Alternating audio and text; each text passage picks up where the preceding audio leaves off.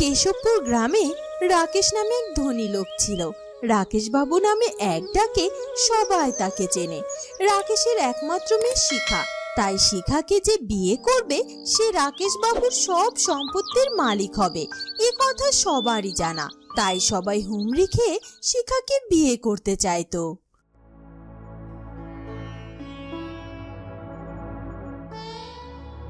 এই যে ঘটক মশাই, আপনি রোজ রোজ কি করছেন বলুন তো? আমার মেয়ের জন্য একটা সুপাত্র খুঁজে দিতে পারছেন না এতদিনে?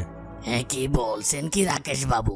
আমার কাছে আপনার মেয়ের জন্য গন্ডায় গন্ডায় পাত্ররা হুমড়ি খেয়ে পড়ে আছে, কিন্তু সে পাত্র দিয়ে আপনার চলবে না, এ কথাখানা আমি ছাড়া আর কে জানে বলুন তো?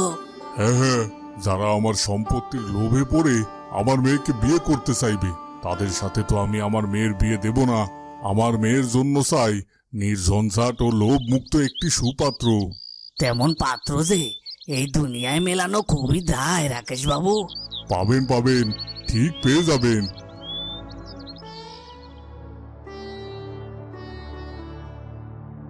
বাবা, অনেক তো হলো তোমার পাত্র খোঁজা, তুমি এবার ঘটক মশাইকে বিদায় দাও তো। অনেকদিন আগেই তোমায় বলেছি না আমি রনি নামে একটি ছেলেকে ভালোবাসি, আর সেও আমাকে খুব ভালোবাসে। বিশ্বাস করো বাবা, রনি তোমার সম্পত্তির উপর কোনো লোভ নেই, ও শুধু আমায় ভালোবেসে আমাকে বিয়ে করতে চায়। তুমি চুপ করো শিখামা, ওসব ভালোবাসা টালোবাসা বলে কিছু হয় না, সব সম্পত্তির লোভ। তুমি কি ভেবেছো আমি কিছু বুঝি না? আসলে তোমায় ফুসলিয়ে ফাসলিয়ে বিয়ে করে আমার সম্পত্তি হাতাতে চায় ওই রনি নামের ছেলেটি। তুমি তাকে বলে দিও তোমার বাবা এতটাও বোকা নয় যে তার পাতা ফাঁদে সে পা দেবে। ঠিক আছে, তুমি আমার ভালোবাসাকে অসম্মান করলে তো আমিও দেখব কেমন পাত্রকে তুমি আমার সামনে এনে হাজির করো।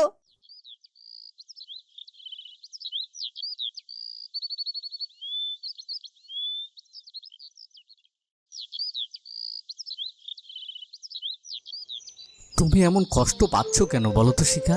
আমি তো তোমায় অনেক দিন আগেই বলেছি তোমার বাবা যেমন মানুষ তিনি আমাদের ভালোবাসা কোনো দিনও মেনে নেবে না। তাই বলে কি তোমার আর আমার ভালোবাসাটা মিথ্যে হয়ে যাবে নাকি? না না না, তা হবে কেন? সেই জন্যই তো আমি তোমাকে কতদিন যাবৎ বলেই চলেছি, চলো আমরা নিজেদের মতো করে বিয়ে করে নিই, তারপর তোমার বাবা না মেনে কোথায় যাবে বলো? না না, আমি আমার বাবার মনে এতটা কষ্ট দিতে পারবো না। আমি ছাড়া আমার বাবার কে আছে বলো তো?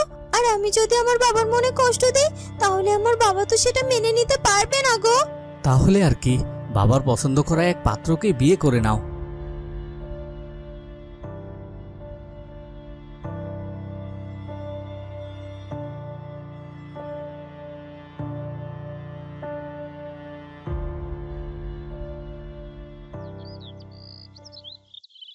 বেশ কদিন যাবৎ দেখছি আমার মেয়েটার মনটা বেশ খারাপ, সব সময় চুপচাপ হয়ে থাকে, আমার সাথে মন খুলে দুটো কথা পর্যন্ত বলে না। একমাত্র মেয়ে আমার, সে যদি তার বাবার সাথে মুখ ফিরিয়ে চলে তাহলে যে আমার কষ্টের সীমা থাকে না। ঠিক আছে, তবে আমি আমার মেয়ের কথা মেনে নিয়ে ওকে ওর পছন্দ করা মানুষের সাথে বিয়ে দেব, তারপরে যা হবে দেখা যাবে। এরপর রাকেশ বাবু শিখার পছন্দ করা পাত্র রনির সাথে শিখার বিয়ে দিতে রাজি হয়। তোমাকে অনেক ধন্যবাদ বাবা, তুমি এতদিন পরে হলেও আমার কথাটা শুনেছো।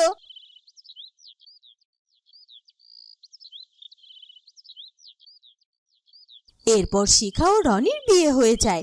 বিয়ের পর রনি শিখাকে তার বাড়িতে না নিয়ে গিয়ে উল্টে শিখাদের বাড়িতেই ঘর জামা থাকতে শুরু করে দেয়। ওগো, শুনছো? আজ এতদিন হয়ে গেল তোমার আর আমার বিয়ে হয়েছে, তুমি আজ পর্যন্ত তোমার বাড়িতে আমাকে নিয়ে গেলে না। আজ তোমার বাড়িতে আমায় নিয়ে চলো। কেন, তোমার বড়লোক বাবা কি তার বাড়িতে তার মেয়ে জামাইকে আর থাকতে দিতে পারছেন না নাকি? এটা তুমি কেমন কথা বলছো? বিয়ের পর শ্বশুর বাড়িতে যাওয়া এটা তো সব মেয়েদেরই স্বপ্ন থাকে বলো। সে ঠিক আছে, তবে আমাদের বাড়ি অনেক দূর, সেখানে তুমি চাইলেই তোমাকে নিয়ে যাওয়া যাবে না। বিয়ের আগে তো তুমি আমায় কখনো এই কথা বলনি যে তোমার বাড়ি অনেক দূর। তুমি তো বলেছিলে এই কেশবপুরেই তোমাদের বাড়ি। হ্যাঁ বলেছি, বিয়ের আগে সবাই ওসব টুকিটাকি অনেক কিছুই বলে থাকে, তার সবটা যে সত্যি হতে হবে এমন কোনো কথা আছে নাকি? কি বলছো কি গো তুমি? তার মানে তুমি আমায় মিথ্যে বলেছিলে? সত্যি বলেছি কি মিথ্যা বলেছি ওসব বাদ দাও তো এখন শিখা, আর সময় নেই, বুঝলে তো? আর শোনো, আমার কিছু টাকা পয়সার দরকার। এই গায়ের ধনী রাকেশ বাবুর মেয়ে জামাই আমি। বাইরে বেরোলেই কত হাত খরচ লাগে বলো তো? তাই আমি বাইরে যাওয়ার আগে তোমার বাবার কাছ থেকে বেশ কিছু টাকা পয়সা এনে আমার কাছে দেবে। আর শোনো, রোজ রোজ এইভাবে টাকা পয়সা চেয়ে নিতে আমি পারবো না, তুমি নিজে থেকে দিয়ে রাখবে। এই কথা বলে রনি ঘর থেকে বেরিয়ে যায়।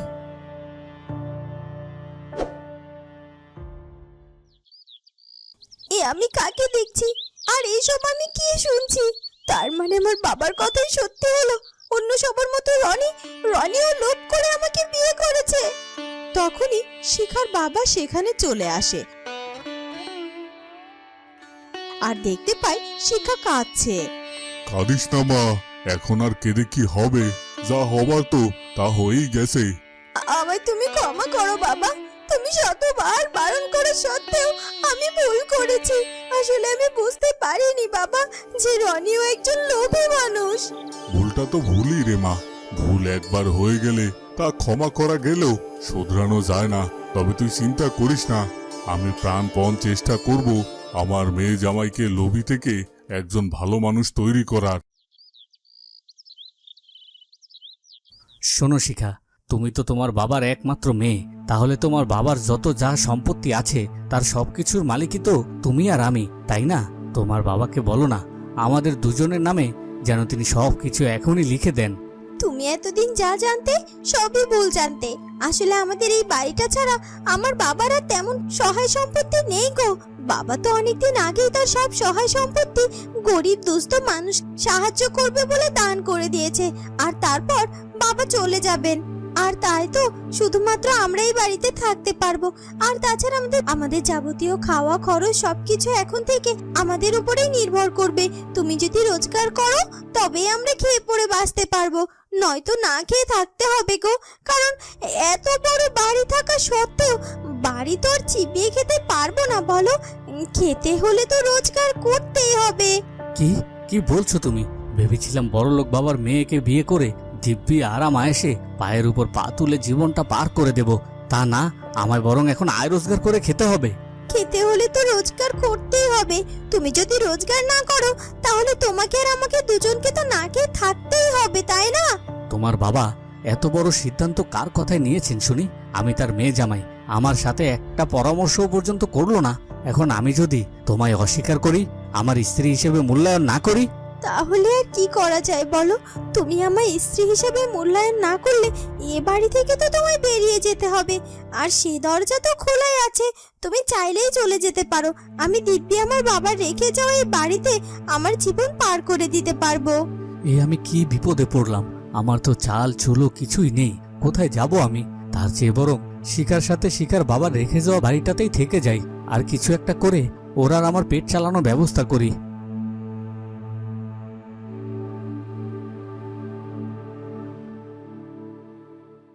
এরপর রনি আয় রোজগার করতে শুরু করে এবং নিজের সংসার নিজে চালাতে শুরু করে। দিব্যি শিখার সাথে সংসার করতে থাকে সে, এবং তারা নতুন করে আরো সম্পত্তিও তৈরি করতে থাকে। আজ আমি অনেক খুশি, তুমি নিজে আয় রোজগার করা পয়সা দিয়ে কত কিছু করছো। বাবা যদি ফিরে এসে এসব দেখতে পায় তাহলে সে ভীষণ খুশি হবে। আমি আমার জীবনের শুরুতে চরম ভুল করেছি শিখা, আর তোমার বাবা যদি তখন আমায় চরম শিক্ষাটা না দিতেন তাহলে হয়তো আজ আমি আমার ভুল শুধরানোর সুযোগটাও পেতাম না। লোভ করে চেয়েছিলাম সারা জীবন বসে বসে তোমার বাবার সম্পত্তি ভোগ করতে। এখন আমি বুঝতে পেরেছি, বসে খেলে রাজার গোলাও একসময় ফুরিয়ে যায়। তোমার মুখ থেকে ঠিক এমন কথাই আমি শুনতে চেয়েছিলাম। তখনই শিখার বাবা রাকেশ বাবু সেখানে চলে আসে। এই রে মা, আজ আমি নিজ ইচ্ছায় আমার সব সহায় সম্পত্তি তোদের নামে লিখে দিলাম। সহায় সম্পত্তি মানে? আপনি তো সবকিছু অনেক আগে গরিব দুঃখীদেরকে বিলি করে দিয়েছিলেন। হ্যাঁ, গরিব দুঃখীদের সাহায্য করেছি ঠিক আছে, তবে তোমাদের জন্য বাকি কিছু রেখেছি।